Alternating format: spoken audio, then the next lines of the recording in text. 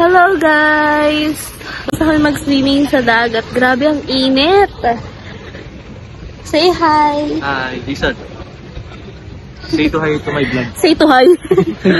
Yun lang naman so far ngayong araw.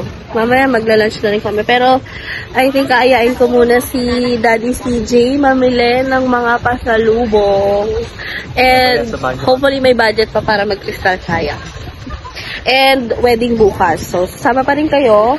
And then, I think magpapabraid ako ng hair. Ano yun. Basta, stay tuned. Sama ko kayo sa lahat ng trip natin.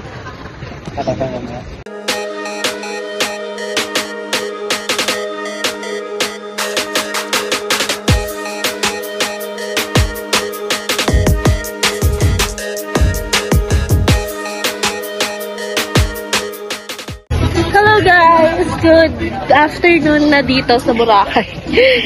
Day 3. For today, day 3. Nakabihis na kami ngayon ay ibang mga abay. Papunta kami ngayon sa kung saan kami pipick upin para dalhin sa mismong venue ng kasal. Sorry, di ko na kayo naisama kagabi. Pagod na pagod kami, nakatulog na ako and all. Ngayon, hindi ko rin kayo nadala sa dapat mag-get ready with, wow, may tan, like, dapat mag-get ready with me ako pero walang time, napakabilis lang ng oras, tapos, wala pang ganong space. Anyway, ito yung outfit.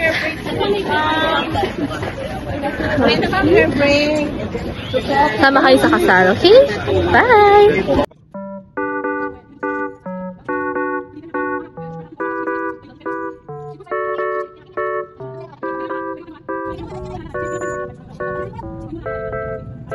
We're here sa venue ng kasal. Pakita ko sa inyo yung ganda. Nakita mo na siya.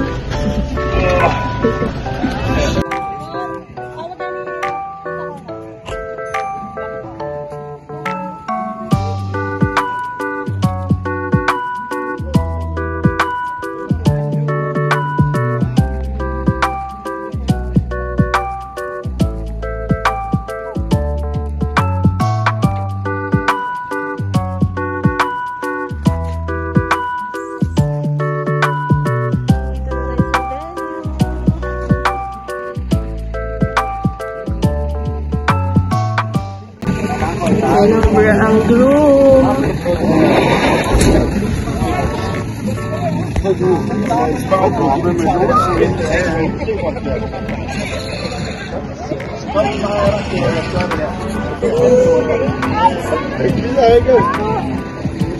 Dito kami dito kami yacht kahapon. Ayun yung Clove, ano ba yan? Oo. Dito pala tayo kahapon, nagyate. Wow. Hi guys! So umuulan, grabe kawawa naman ang may kasal. Umuulan, di lang halata pero umuulan. So anyway, dito na kami sa venue. Thank you Tita Cora, mother of the bride. Fashion lang to pero still na-appreciate ko. Umuulan, so nakasilong kami dito ngayon. Tapos nag-aantay kami ng lunch. Ngayon pala kami magla-lunch kasi naisip namin kailangan namin kumain. Kasi after pala nito, inuman. So, hindi namin alam kung may pagkain. Pero sure yan, meron. Sana. Pero ready pa rin kami. Pinakita ko na sa inyo yung place kanina, right? Pero ayun yun. Ayun. Tapos ito yung bar. Pakita ko sa inyo yung mga kainan. So, ayan yung mga kubo-kubo na nakikita nyo. Yan yung kainan dito. Iba, bukas silang sarado pero bukas. Pero parang iisa lang may-ari, gano'n. Iisa lang mga tao. Are you excited for your sister? Yeah, feel ko may yaman ko. Ayan yung best friend ng groom, father ng groom, yung mga anak nila. Nakasilong muna kami for a while. Ayan yung venue. Yun lang. Later again. Hi! So, dumating na yung food namin. Tada!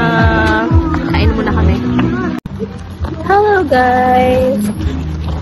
Dito kami ngayon. Nakasilong pa rin. And, natatanaw na namin yung sasakyan ko. Nasaan yung bride.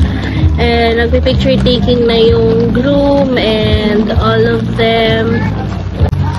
Pero ang tagal kasi sobrang umuulan. Hindi maganda yung panahon right now.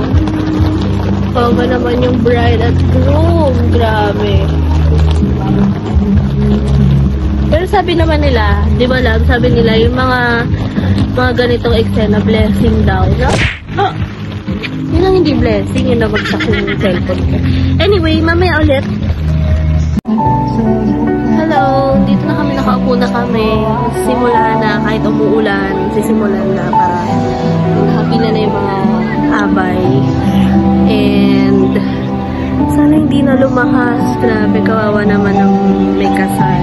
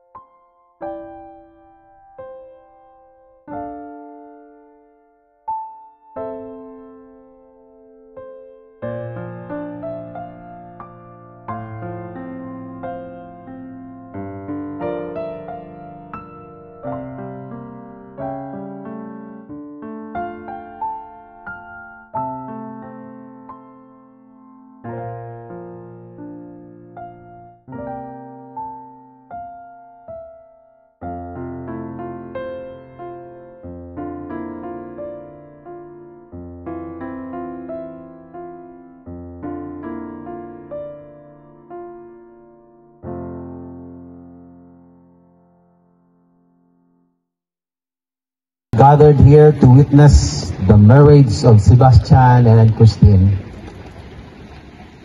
These two are about to become one. What a pleasure it is.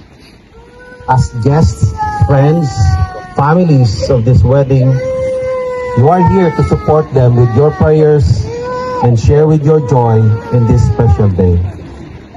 Again, welcome everyone. We have come together as family and friends in the presence of God to uphold Sebastian and Christine as they make their vows of marriage.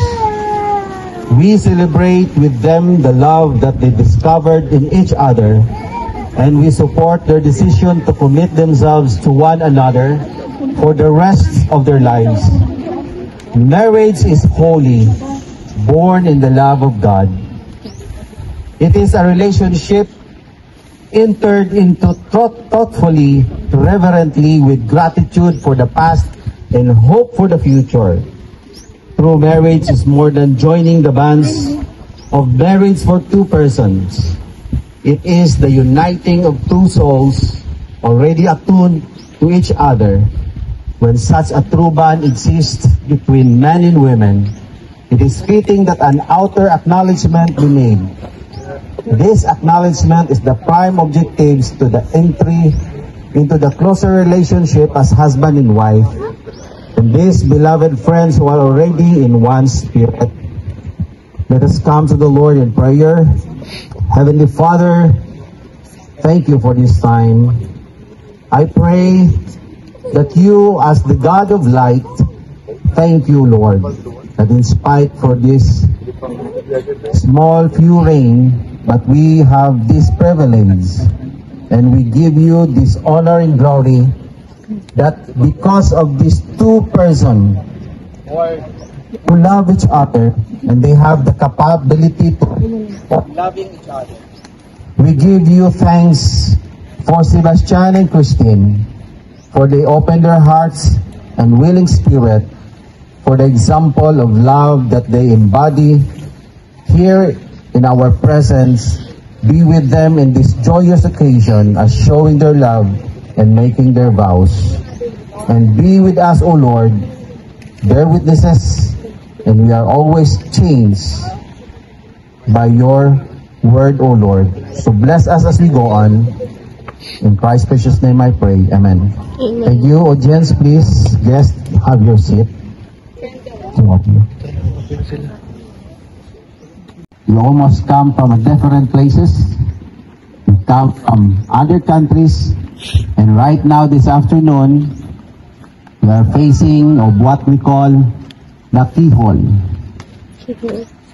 Pero sa mga Tagalog speaking, hindi po yan keyhole. Lapos-lapos ang tawag dyan. But only the media and Corina Sanchez who make that name keyhole. So this afternoon, allow me to give you a very short reminder, Sebastian and Christine. We are almost wet, so let the rain wet us. As a minister of the Word of God, Sebastian and Christine, I would like to give you a biblical guide to have a happy marriage life. Of course, that's one of our desire to stay happy, but we can have it as long that as we know that marriage is a lifelong commitment.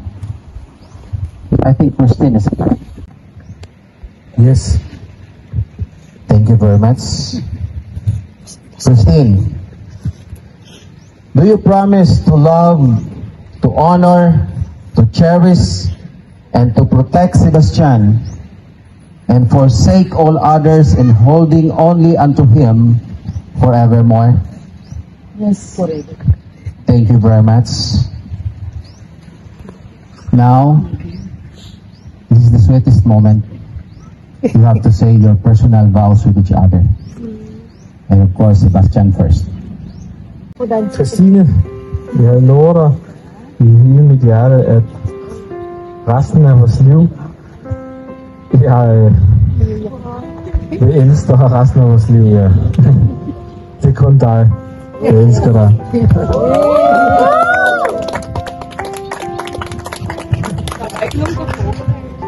Even I don't understand, but I know it's the same words that I heard all the time. Yeah. It's your turn now, Christine. Sebastian? Analista? Analista? Silencio. President, President, dia bahasa aku. Tentu, saat dari bahasa merah tu, English.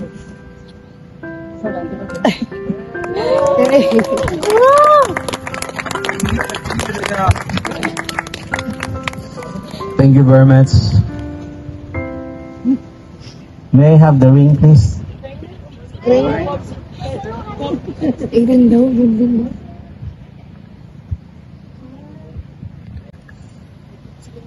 Wedding rings are the bands as an outward and visible sign of an inward spiritual grace, signifying to all of your union in marriage.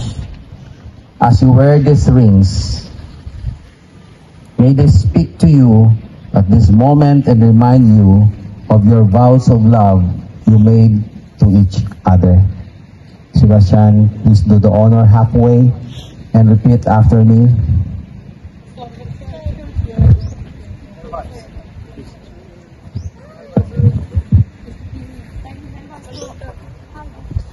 I, your name, take you, Christina, to be my lifetime partner in marriage. To have and to hold from this day forward, for better, for worse, for richer, for poorer, in sickness and in health, in joy and in sorrow. I promise my love to you. With this ring, I take you as my wife. You as my wife, for as long as we both shall live. As long as we both shall live.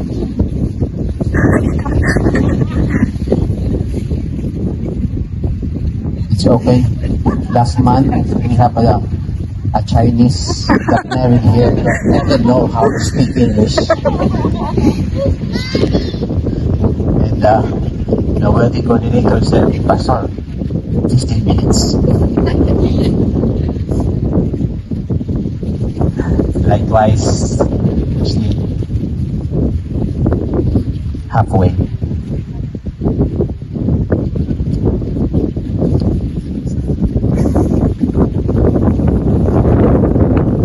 I take you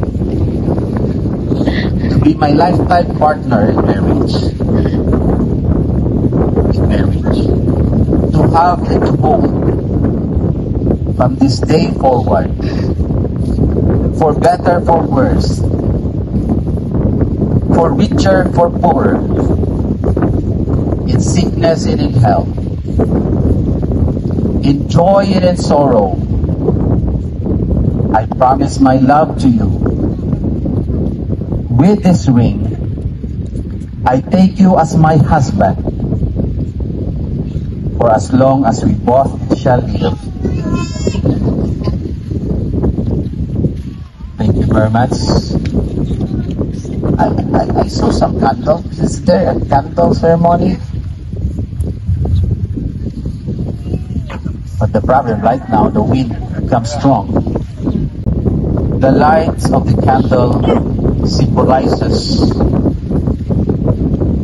of their very shining marriage light. They are blessed with children.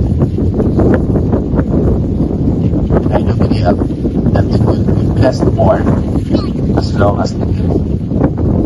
My turn? Okay. But the problem is the wind very strong. So, okay. Face together. Then, for the pictorial sake, put in the middle of them something like they have to blow together.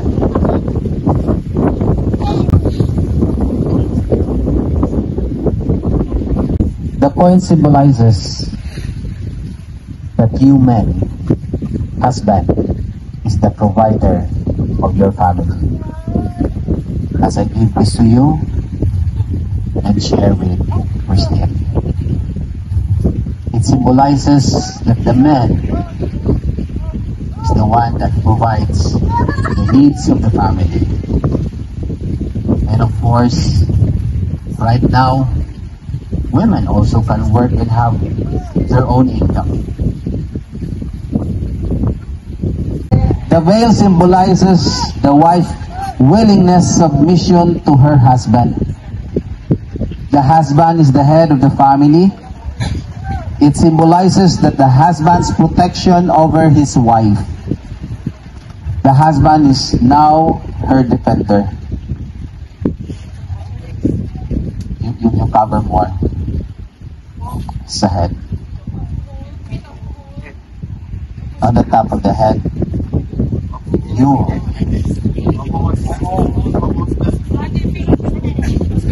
have to get first the pin. There's a veil, there is a cord.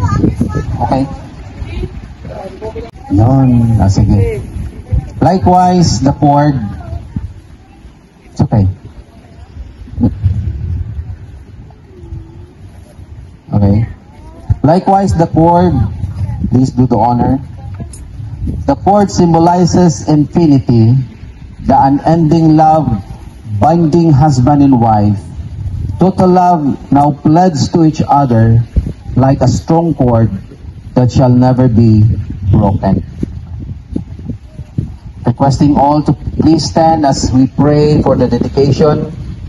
Heavenly Father, we are grateful that this afternoon we witness that these two souls that you have created, they live together because of love that you put in their hearts.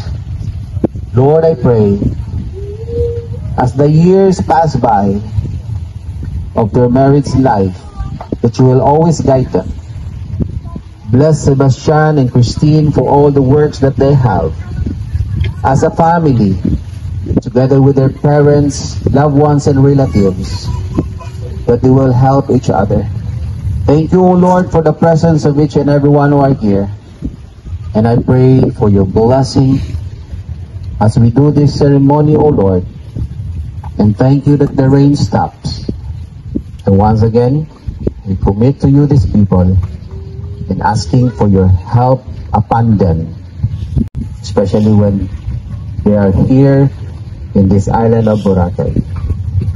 So we commit to you all these things in the mighty name of Jesus our Savior. Amen. Have your seat.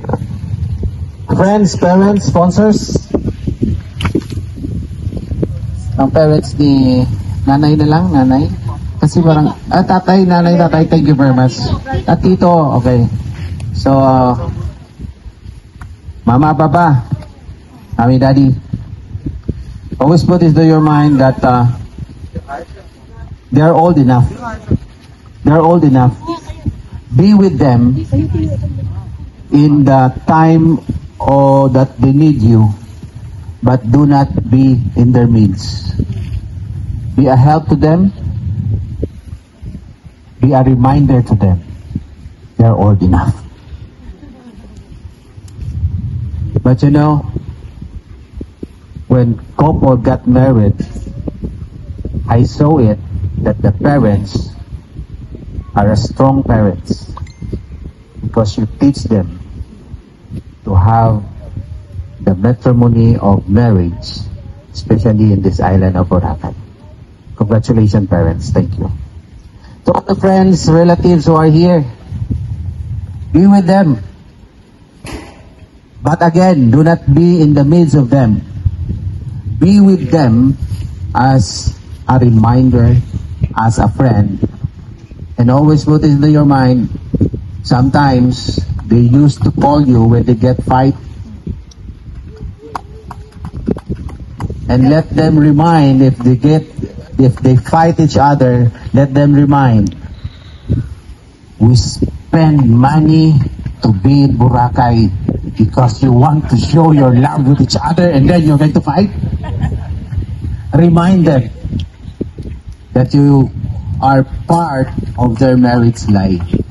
I don't know where you're going to live after this. Either you're going to go back to Denmark or you will stay here in the Philippines. Now, I know that you lived together for how many years? 15 years.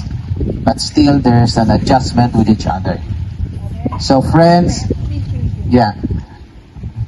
friends, relatives who are here, it's okay to remind them with the time that they got trouble. Remind them that you are with them in this happy moment of their lives. So, this afternoon,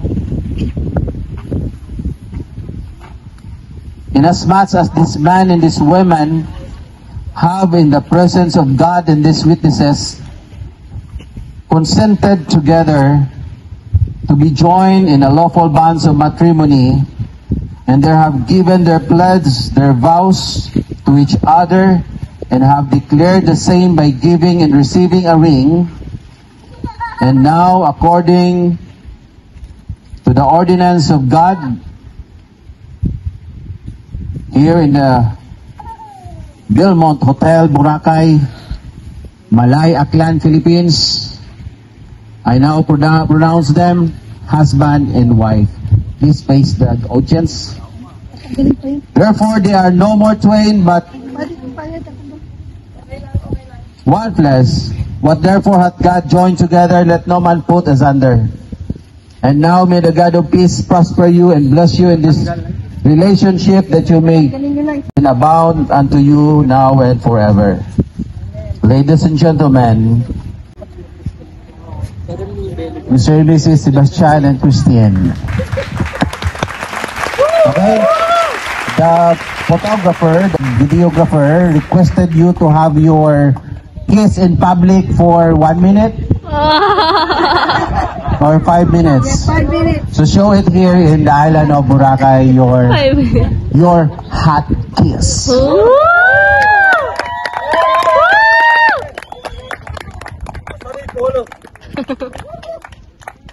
Wow!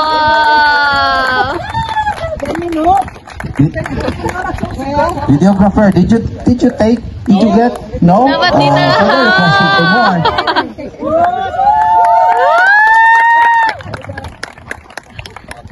So once again, Sebastian and Christine, congratulations, and to all of us, a pleasant afternoon.